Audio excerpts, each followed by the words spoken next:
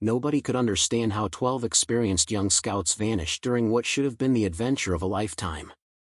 For 23 years, their disappearance haunted the scouting community. In 2024, when FBI Special Agent Rebecca Chen discovered a hidden cache of photographs in an abandoned cabin, the truth exposed how a trusted leader had turned a wilderness expedition into a nightmare. Before we start, hit subscribe to uncover the mysteries they buried and ensure no story stays forgotten. The morning mist clung to Pine Lake like a secret that refused to be told. Even now, 23 years later, the pristine wilderness area seemed to hold its breath whenever visitors mentioned the name Troop 847. The campground where 12 young scouts had last been seen alive remained permanently closed, overgrown with brambles and marked only by a weathered wooden sign reading Memorial Grove, established 2002. July 2001 was supposed to mark the pinnacle of Troop 847's summer program. The Cascade Adventure Expedition promised 2 weeks of advanced wilderness survival training, led by their highly respected Scoutmaster William Hartley and covering over 50 miles of pristine Pacific Northwest terrain.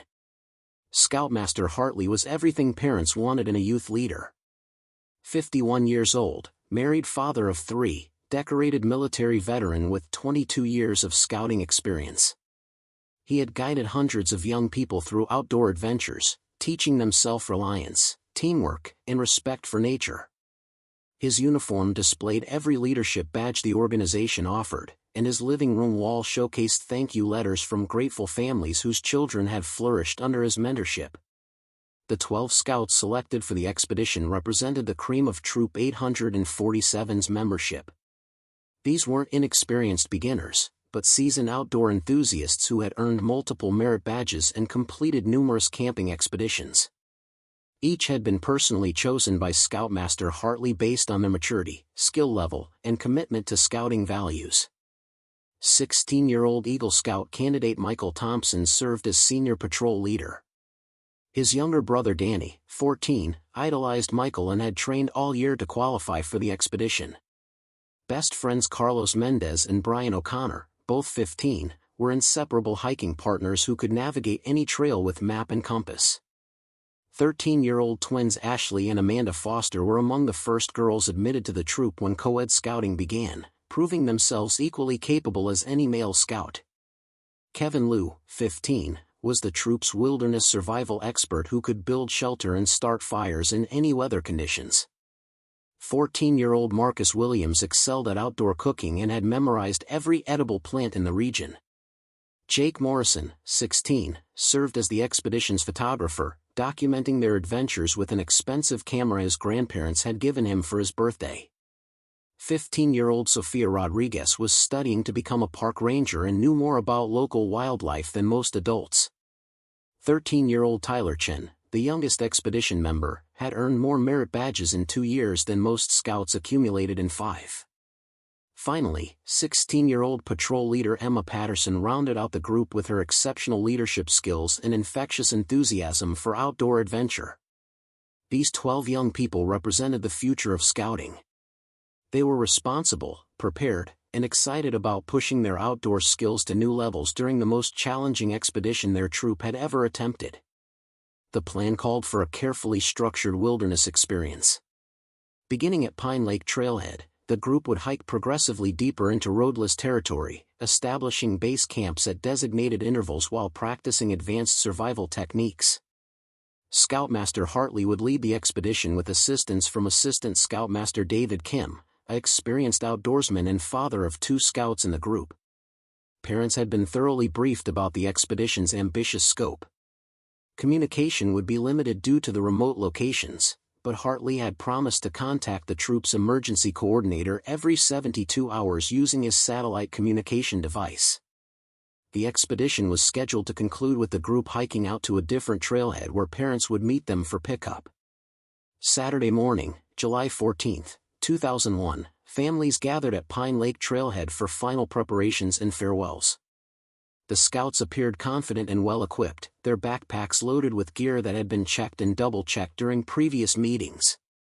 Parents took final photographs of their children standing proudly beside the trailhead sign, hiking poles in hand and adventure gleaming in their eyes.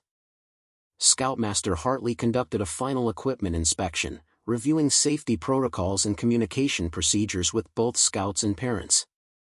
Assistant Scoutmaster Kim distributed emergency contact information and confirmed pickup arrangements for the following Saturday. At exactly 9 a.m., the expedition departed Pine Lake Trailhead. Parents waved goodbye as their children disappeared into the forest, following Scoutmaster Hartley toward what everyone expected would be an unforgettable wilderness adventure. That was the last confirmed sighting of any member of the expedition. The first sign of trouble came Thursday evening when Scoutmaster Hartley failed to make his scheduled communication check-in.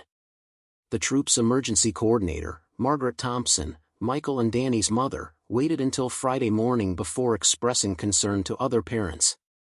Wilderness communication could be unreliable, and expedition schedules sometimes shifted based on weather or group dynamics. Experienced outdoor leaders like Hartley occasionally modified plans without immediate notification if circumstances required adaptation. But Friday evening brought another missed communication window, escalating concern to genuine alarm. Margaret Thompson contacted the county sheriff's office, reporting that the expedition had failed to maintain required contact for over 48 hours. Sheriff's deputies immediately began coordinating with Park Service rangers and search and rescue teams. The expedition's planned route covered vast terrain with multiple possible camping locations, making immediate ground searches challenging without more specific information about the group's location. Saturday morning brought the expedition's scheduled conclusion, but no one appeared at the designated pickup point. Parents who had driven hours to collect their children instead found themselves organizing the largest search operation in the region's history. Search teams deployed throughout the wilderness area, following the expedition's planned route and checking every possible camping location. Helicopters equipped with thermal imaging technology scoured the forest canopy for signs of the missing group. Experienced trackers examined every trail junction and water source for evidence of recent human passage. On Sunday, searchers made their first significant discovery. Assistant Scoutmaster David Kim's body was found at the bottom of a steep ravine approximately 15 miles from Pine Lake Trailhead. Initial examination suggested he had fallen from the cliff above, sustaining fatal injuries. The discovery raised more questions than answers. If the expedition had encountered an accident requiring emergency evacuation, why hadn't Scoutmaster Hartley used his satellite communication device to request help? If Kim had fallen accidentally, where were the other expedition members? Autopsy results provided additional confusion. Kim had indeed died from injuries consistent with a fall, but his body showed signs of other trauma that didn't match the rocky terrain where he was found.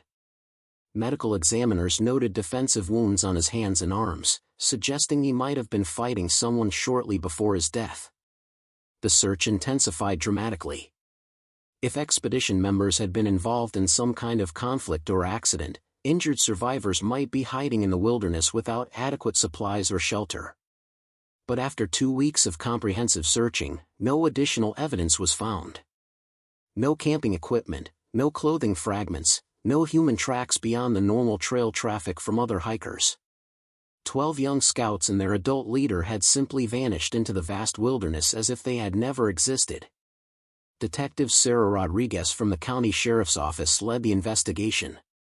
She had worked missing persons cases for 8 years but had never encountered a disappearance involving so many people simultaneously. Individual hikers occasionally became lost or injured in wilderness areas, but entire groups vanishing without trace defied explanation. The investigation expanded to examine every aspect of Scoutmaster Hartley's background. Financial records, personal relationships, military service history, and psychological evaluations. Nothing suggested he was capable of harming the scouts under his care or deliberately disappearing with 12 children. Hartley's wife, Susan, cooperated fully with investigators while struggling to understand how her husband could vanish without explanation. Their own 3 children, all active scouts, couldn't comprehend why their father would abandon the scouting program that had been his greatest passion. The case attracted regional and national media attention. 12 missing children represented every parent's worst nightmare, especially when those children had been entrusted to a respected youth organization with decades of safety protocols. theories proliferated across social media and amateur investigation forums. Some suggested the group had encountered dangerous wildlife or severe weather. Others proposed they had been kidnapped by criminals operating in the remote area. Conspiracy theorists suggested government cover-ups or supernatural explanations. The FBI joined the investigation, applying federal resources to what appeared to be a potential interstate crime. Child abduction specialists, forensic psychologists, and wilderness survival experts all contributed their expertise to understanding what could have happened to 13 people in a carefully planned outdoor expedition. None of the theories produced actionable leads. 6 months later, the active search was suspended. Families held memorial services for children whose bodies had never been recovered. The scouting organization implemented new safety protocols requiring multiple adult leaders, mandatory daily communication checks, and GPS tracking devices for all wilderness expeditions. Scoutmaster Hartley's name was removed from troop records and facilities. The scouting community struggled to understand how one of their most trusted leaders could be connected to such a devastating tragedy. Years passed without resolution. The families of the 12 missing scouts formed a support group, helping each other navigate the complex grief of losing children without closure. Some families moved away from the area, unable to bear the constant reminders of their loss. Others became advocates for missing children, working with law enforcement agencies to improve search protocols and family communication systems. The Pine Lake Trailhead was renamed Memorial Trailhead in honor of the missing expedition members. A granite monument listed their names and ages, serving as a permanent reminder of the young lives that had been lost in the wilderness. Detective Rodriguez retired in 2018, carrying the unsolved case as her most haunting professional failure. She had interviewed hundreds of people, pursued dozens of theories, and dedicated thousands of hours to finding answers that never materialized. The truth would eventually emerge, but not through traditional investigative methods. FBI Special Agent Rebecca Chen joined the Bureau's Cold Case Task Force in 2020, specifically requesting assignment to cases involving missing children and wilderness disappearances. She had grown up in a family of outdoor enthusiasts and understood how wilderness areas could both nurture and conceal human activity. Chen was known for her innovative approach to cold case investigations. Rather than simply reviewing old evidence, she specialized in using technological advances to re-examine crime scenes that had been processed years or decades earlier. Geographic information systems, satellite imagery analysis, and advanced ground-penetrating radar often revealed details that earlier investigators had missed. The Troop 847 case appeared on her desk in February 2024 as part of a systematic review of Pacific Northwest missing persons cases. Chen read through the original investigation files, studied topographic maps of the search area, and analyzed the timeline of events. What caught her attention wasn't dramatic new evidence, but a subtle discrepancy in the original search documentation. According to Park Service records, the search operation had covered every significant structure within a 20-mile radius of the expedition's planned route. But Chen noticed that several abandoned cabins and ranger stations from the 1960s had been marked as inaccessible rather than searched. The structures had been dismissed because they were located well outside the expedition's documented route and would have required significant detours to reach. Investigators had reasonably concluded that a responsible adult leader wouldn't take children to dangerous, unmaintained buildings. But Chen realized that those same remote structures would provide perfect concealment for someone who didn't want to be found. She requested detailed satellite imagery of the search area spanning from 2001 to present day. Using advanced image analysis software, she could track changes in vegetation, structures, and human activity over the 23-year period since the disappearance. The analysis revealed something previous investigators had missed. One of the supposedly inaccessible cabins showed clear signs of human activity during the summer of 2001. Satellite images from July and August showed newly disturbed soil around the building, fresh vehicle tracks leading to the structure, and what appeared to be temporary shelters constructed nearby. The cabin was located 12 miles from the expedition's planned route, accessible only by an unmarked Forest Service road that didn't appear on standard hiking maps. Someone familiar with the area's history and road system could have easily guided the expedition to this location without other hikers or park rangers noticing. Chen immediately organized a field investigation to examine the abandoned cabin. Modern forensic techniques might reveal evidence that had been overlooked during the original search, especially if the structure had been deliberately avoided by investigators who assumed it was irrelevant. The cabin sat in a small clearing surrounded by dense forest, connected to the outside world only by the overgrown Forest Service Road. The building itself was a simple rectangular structure built in the 1960s as a seasonal ranger station, abandoned when Park Service operations were consolidated at more accessible locations. But Chen's team quickly realized the cabin had been modified extensively since its abandonment. The interior had been divided into multiple smaller rooms using temporary partitions. A basement level had been excavated beneath the original foundation, accessible through a concealed trapdoor.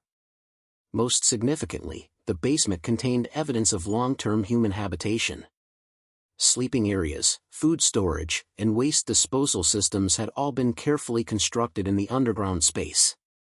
The modifications appeared to have been completed over months or years, suggesting extensive planning rather than emergency improvisation. In the basement, Chen's team found personal belongings that had belonged to the missing scouts. Backpacks, hiking boots, merit badge collections, and family photographs were stored in organized containers throughout the underground space. Each item was carefully cataloged and preserved, as if someone had been maintaining a museum of the expedition members' possessions. Most disturbing were the photographs found in the cabin's main room. Hundreds of pictures documented the expedition's final days in horrifying detail.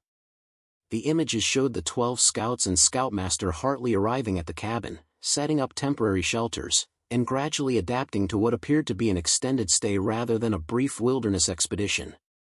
Early photographs showed the scouts engaged in normal camping activities, cooking meals, maintaining equipment, and exploring the surrounding area. They appeared healthy and reasonably content, suggesting the initial days at the cabin had seemed like an extended adventure rather than captivity. But the photographic sequence revealed a disturbing progression. Later images showed increasing conflict between Hartley and the expedition members. Scouts appeared confused and distressed as their supposed wilderness expedition extended far beyond its planned duration. Several photographs captured heated discussions between Hartley and older scouts who were clearly demanding explanations for the change in plans. The final photographs in the sequence were the most chilling. They showed the underground basement area being prepared for long-term occupancy, with the scouts being forced to help construct their own prison. Agent Chen realized she was looking at evidence of a methodically planned kidnapping disguised as a scouting expedition. Additional investigation revealed the full scope of Hartley's deception. Financial records showed he had been purchasing construction supplies, survival equipment, and photography gear throughout the spring of 2001. He had told his wife these purchases were related to improving the troops' camping equipment and facilities. The remote cabin had been Hartley's secret project for over 2 years.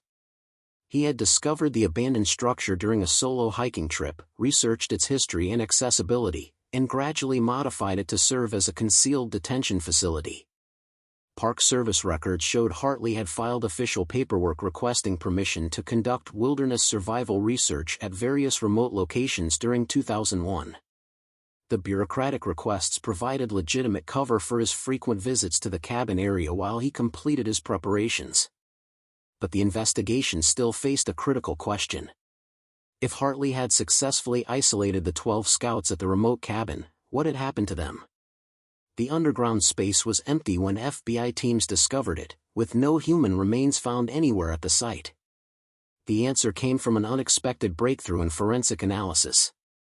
While processing evidence from the cabin, Chen's team found a concealed storage area containing Hartley's personal documentation of his crimes. Hidden beneath false floorboards were detailed written logs describing his treatment of the expedition members, along with additional photographs that revealed the ultimate fate of the 12 scouts. The logs documented a systematic campaign of psychological manipulation and control spanning several months. Hartley had convinced the scouts that their families had abandoned them, that the outside world had forgotten about them, and that their only chance of survival was complete obedience to his authority. Some expedition members had adapted to captivity, accepting Hartley's control in exchange for basic survival. Others had continually resisted, attempting to escape or contact the outside world. The final log entries revealed Hartley's growing frustration with the Scouts' resistance and his decision to eliminate witnesses to his crimes. But the logs also contained a crucial detail that previous investigators had missed. Hartley's documentation indicated that not all 12 Scouts had died at the cabin. 3 expedition members had been transferred to secondary locations shortly before the others were killed. Chen immediately began searching for evidence of this secondary location, analyzing Hartley's movement patterns and property records for clues about where he might have taken surviving expedition members. The breakthrough came from examining Hartley's family history. Research revealed that Hartley's deceased father had owned a remote property in an adjacent county, a hunting cabin on 40 acres of isolated forest land. The property had been inherited by Hartley in 1999 but was not listed in his official financial records because he had never updated the deed transfer. Chen's team immediately investigated the inherited property. The hunting cabin was even more remote than the ranger station, accessible only by 4-wheel drive vehicles and located 20 miles from the nearest neighbor. Inside the cabin, they found evidence that 3 expedition members had indeed been held at this location after being transferred from the primary site. Personal belongings belonging to Michael Thompson, Carlos Mendez, and Emma Patterson were discovered in the cabin's basement storage area. Additionally, investigators found a cache of letters and drawings that the 3 Scouts had created during their extended captivity. The documents revealed that Michael, Carlos, and Emma had survived at the secondary location for over 6 months after the original expedition's disappearance. They had been forced to work on various construction and maintenance projects while Hartley continued his psychological manipulation. Most remarkably, the 3 Scouts had never stopped planning their escape. The letters and drawings contained detailed maps of the surrounding area, escape route planning, and coded messages intended for each other in case they were separated. Despite months of captivity and psychological pressure, they had maintained hope and continued working toward freedom. The final document found at the hunting cabin was a letter written by Emma Patterson and dated February 2002. "We know someone will find this eventually," the letter began. "If you're reading this, it means we either escaped or died trying. We want our families to know that we never stopped fighting to come home." Michael kept us organized and hopeful. Carlos never stopped making plans for escape. "I tried to document everything so people would understand what happened to us." The letter provided detailed descriptions of Hartley's behavior, his methods of control, and the timeline of events following the expedition's disappearance. Most importantly, it revealed that the 3 Scouts had discovered Hartley's plans to kill them and had decided to attempt escape despite the risks. "We know he's planning to get rid of us before spring," Emma wrote. "We've heard him making plans, and we know we can't wait for rescue anymore. If we don't make it, please tell our families that we love them and that we tried to come home." The letter was dated 3 days before Hartley's body had been found in the wilderness, apparently dead from exposure after becoming lost during a solo hiking trip. Chen now understood the complete timeline of events. The 3 surviving Scouts had attempted their escape in February 2002, 8 months after their initial disappearance. Hartley had pursued them into the wilderness, where something had gone wrong with his tracking efforts. He had become lost or injured and died from exposure, while the fate of the 3 escaping Scouts remained unknown. The discovery triggered the largest search operation in the region's history since the original 2001 investigation. Search teams deployed throughout the wilderness area between the hunting cabin and civilization, looking for any trace of the 3 expedition members who had attempted escape over 22 years earlier. Ground-penetrating radar, cadaver dogs, and advanced metal detection equipment were used to examine every possible route the Scouts might have taken during their escape attempt. On the 5th day of searching, investigators found human remains at a shelter cave approximately 8 miles from the hunting cabin. The location was along a logical escape route toward the nearest highway, suggesting the 3 Scouts had made significant progress before encountering fatal difficulties.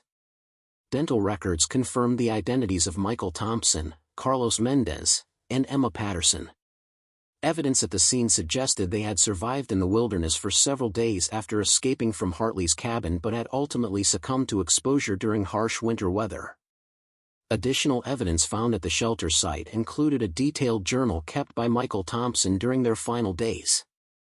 The journal documented their escape, their attempts to navigate towards civilization, and their growing realization that they might not survive the wilderness conditions. "We made it out," Michael wrote in his final entry. "Whatever happens now, at least we died as free people instead of prisoners. We hope someone finds this journal so our families know we never gave up trying to come home." The journal also contained crucial information about the fate of the other 9 expedition members. According to Michael's account, Hartley had killed the remaining scouts at the original cabin site during late September 2001, approximately 2 months after the expedition's disappearance. The 3 survivors had been forced to help dispose of evidence before being transferred to the hunting cabin. This information guided investigators back to the original ranger station, where more intensive excavation revealed a mass grave containing the remains of the other 9 expedition members. The discovery completed the 23-year mystery of Troop 847's fate, but the resolution brought mixed emotions to the families and community involved. Parents finally had answers about their children's fate, but those answers confirmed their worst fears.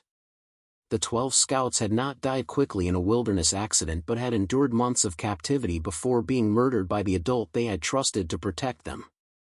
Margaret Thompson, mother of Michael and Danny, released a statement on behalf of all the families. "Learning the truth about our children's fate is devastating, but it's also a relief to finally understand what happened." Michael, Carlos, and Emma showed extraordinary courage in their escape attempt. All 12 of these young people demonstrated the scouting values of bravery, loyalty, and perseverance even in the worst imaginable circumstances. The investigation revealed that Hartley had been planning his crimes for years before the 2001 expedition. Evidence found at both locations suggested he had been using scouting activities as opportunities to identify potential victims and test isolation techniques. Several former scouts came forward with accounts of inappropriate behavior during previous expeditions that they had dismissed as unusual but not criminal at the time.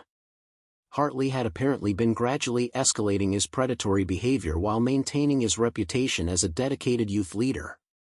The scouting organization faced intense scrutiny regarding background checking procedures and supervision protocols. Internal investigations revealed that warning signs about Hartley's behavior had been reported but not properly investigated by local council leadership. Civil lawsuits filed by the families resulted in significant policy changes for youth organizations nationwide. Enhanced background screening, mandatory multiple adult supervision, and improved communication protocols became standard requirements for all wilderness activities involving children. Agent Chen was recognized for her innovative investigative techniques and promoted to lead the FBI's Cold Case Technology Initiative. The Troop 847 case became a training example for using satellite imagery and long-term pattern analysis to solve complex disappearances. The abandoned ranger station and hunting cabin were both demolished and the land was donated to create memorial preserves in honor of the 12 expedition members. Walking trails through the areas feature educational displays about wilderness safety and the importance of youth protection policies. The Pine Lake Memorial Trailhead was expanded to include a comprehensive exhibit about the expedition members' lives, accomplishments, and the positive impact their tragedy had on child protection policies. Rather than focusing solely on their deaths, the memorial celebrated their courage, friendship, and the lasting changes inspired by their story. Most importantly, the case closure allowed the 12 families to finally grieve properly and honor their children's memories without the uncertainty that had haunted them for over 2 decades. Agent Chen reflected on the case in later interviews. These 12 young people trusted their leader completely, as they should have been able to do. Their betrayal of that trust cost them their lives, but their courage in the face of impossible circumstances and their determination to return home has inspired improvements in youth protection that will save countless other children from similar predators. The legacy of Troop 847 lived on not just in memory, but in the concrete policy changes and safety improvements that their tragedy had created to protect future generations of young people participating in outdoor adventures.